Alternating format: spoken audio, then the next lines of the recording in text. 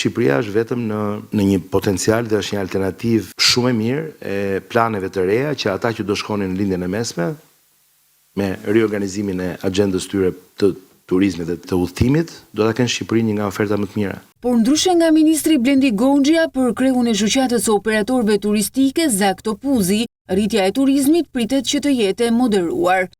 Shpresojmë të jemi në një rritje të moderuar të numrit 6-7%, nuk kemi më në atë fazën e rritjes së shifrave me 10 apo 15%. Problemi nuk është më tani numri i pushtuesve, po të ardhurat që ata lënë. Topuzi thotë se Spanja shihet si favorit për të përfituar pjesën më të madhe të këtij fluksi turistësh, të cilët orientohen drejt destinacioneve me standarda të larta dhe ofertave elitare.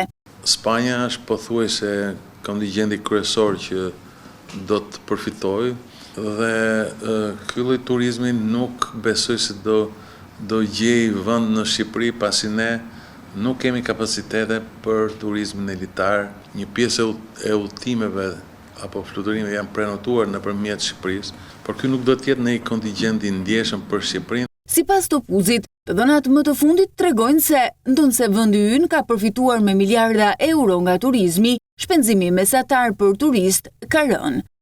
Kemi rënë akoma në të ardhurat vjetore për një turist.